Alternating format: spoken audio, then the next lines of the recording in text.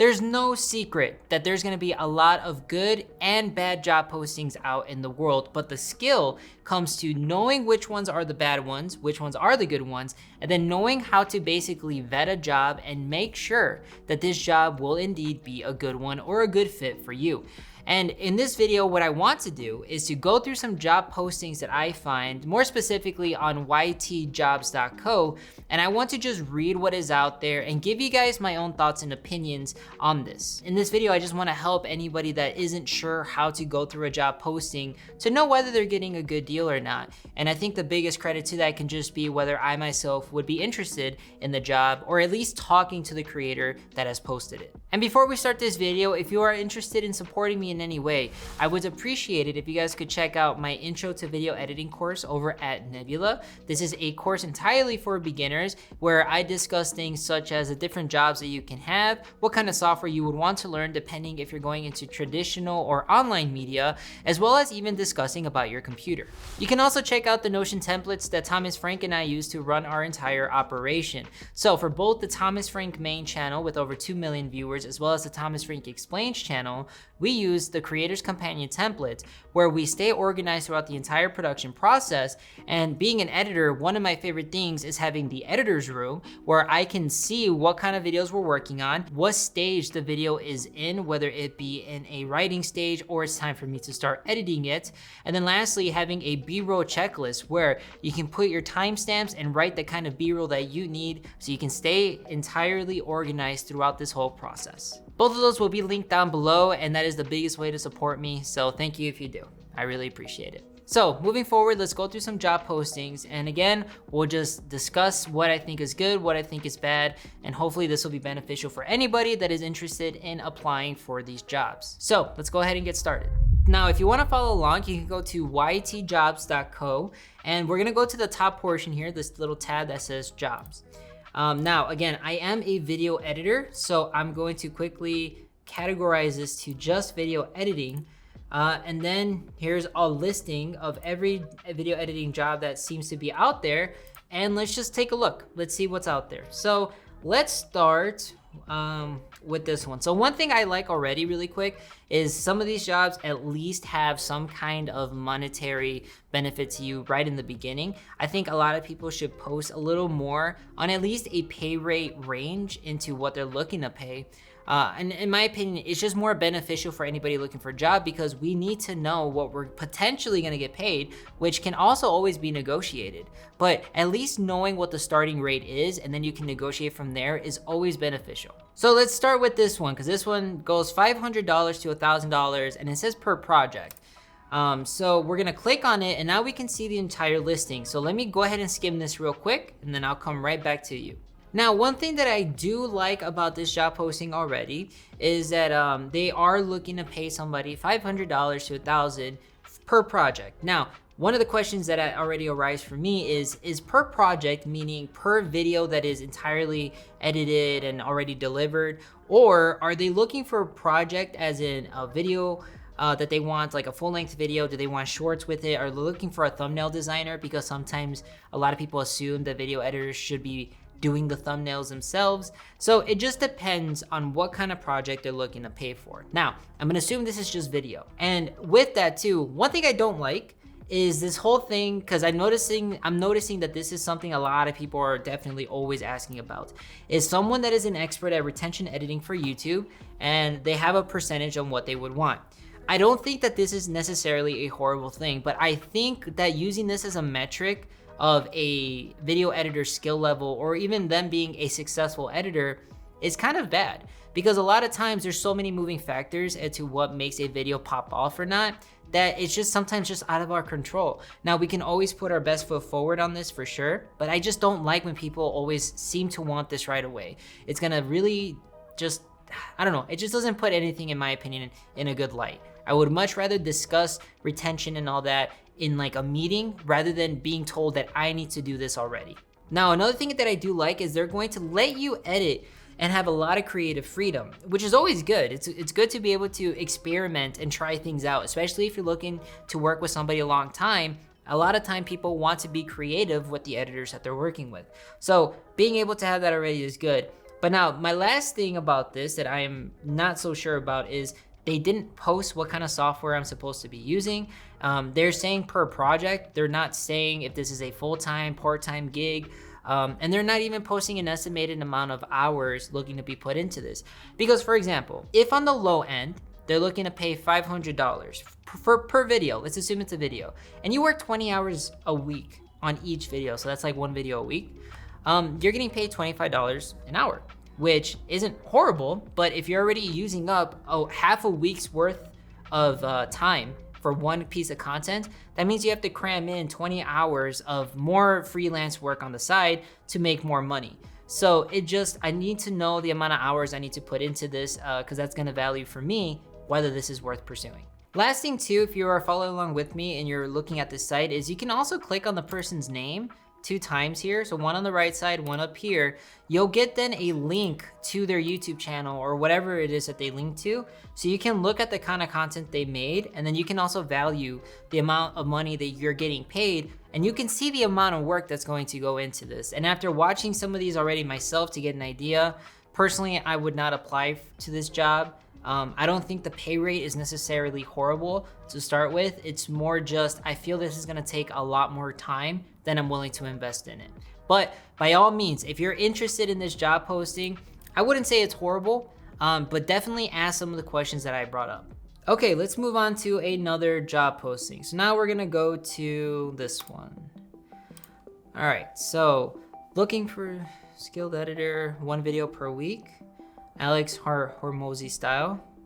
A lot of people seem to like that style lately. Pay will be $5 per minute based on the raw footage I give you to work with.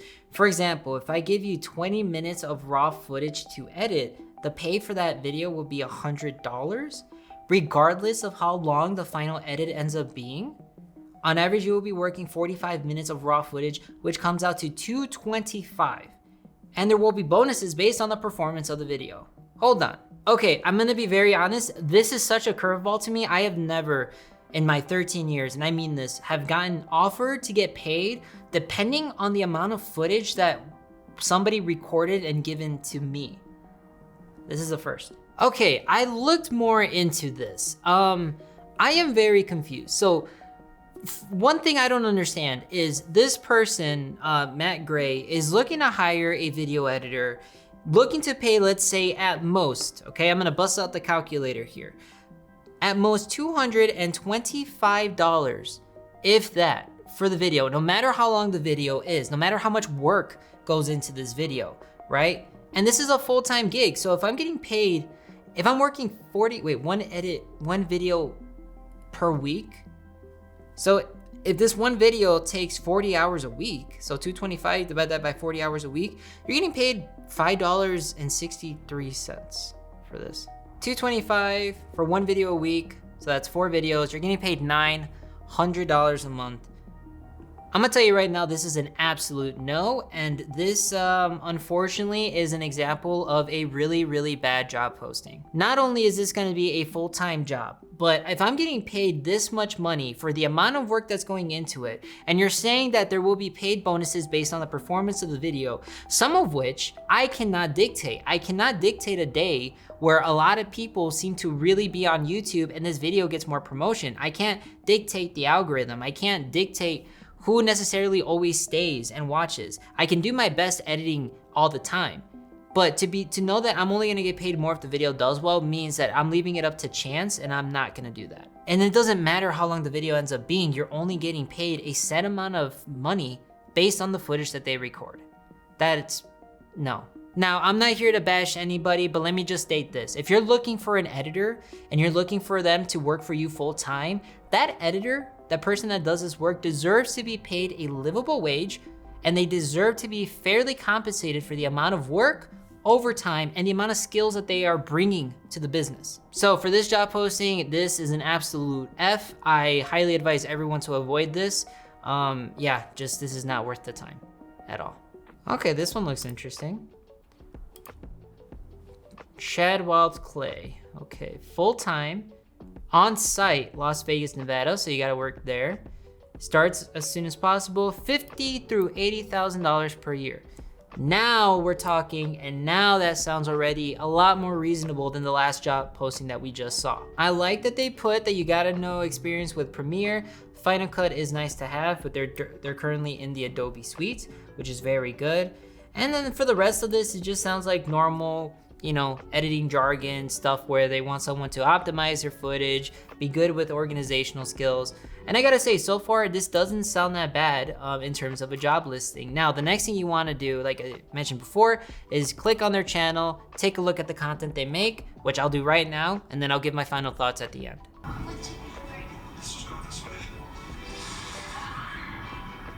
Got it. Okay, so for this job posting, it seems that you'll be working full-time, making anywhere between $50,000 to $80,000 per year.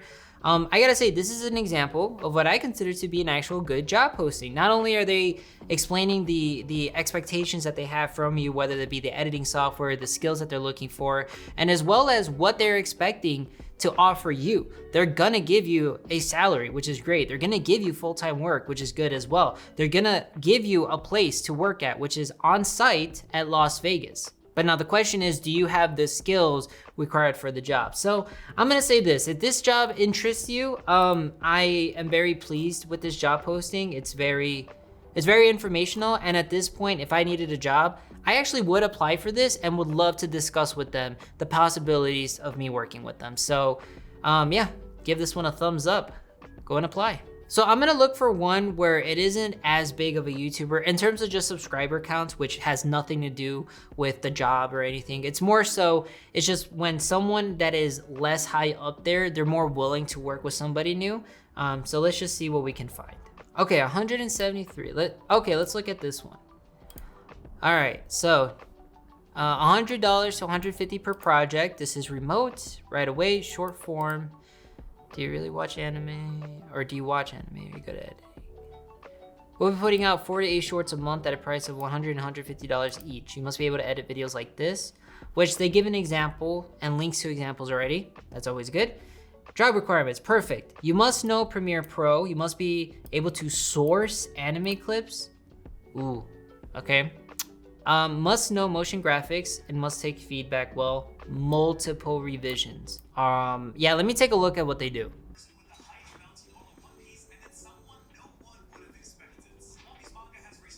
So here's what I think. $100 and $150 per project. So that's per short that they're asking of you. Having watched what I just saw, that's a lot of time.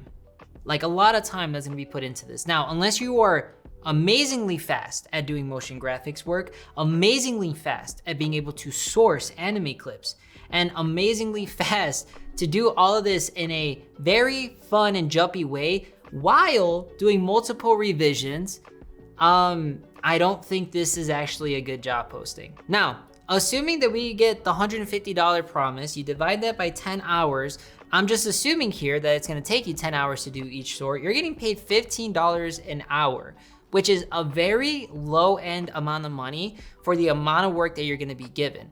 Because again, you have to do so much already motion graphics work, but the fact that you have to source anime clips and you have to take the time out of your day to find the clips that'll work for each shot, this is just gonna take way too long for that much money, and there is no way I would suggest anyone doing this. I'll end this job posting with this and say, if I was to do this job, I would only offer them 10 hours of my time to do this.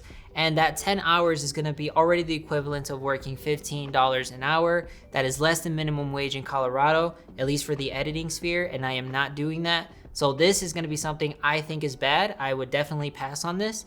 But if you feel this is a good opportunity for you, feel free, but just really know the worth of what you're doing. That's all I can suggest. Now, to start wrapping things up, I wanna make sure that I made it clear that I went through these job postings with an open mind. I stated why I feel some of these would not be good for my fellow editors out there. And if you are a fellow editor and you were interested in any of these jobs, if you wanna take the job, then go ahead and do it. I won't make you feel any type of way of doing so. If you're applying to a job that I personally passed on, I hope you understand the reasons why I passed on it. And I want you to start thinking of these job postings in the way that I do. You know, the biggest thing that we have to offer is our time as well as our skills, because a lot of people when they hire editors are looking to save their own time by not editing these videos, and they want someone equal or better than the skill level that they're currently at. If you meet those criterias, you deserve to be compensated for that. And I don't think a lot of people think of it that way. So thank you so much for watching this video. If you have anything to say, leave it down in the comment section, as well as any questions, or maybe you disagree with the reasonings that I give as to why I wouldn't take a job, but you feel like you would, let me know why. If you check out any of the links in my description, thank you so much for the support, and I will see you in the next video.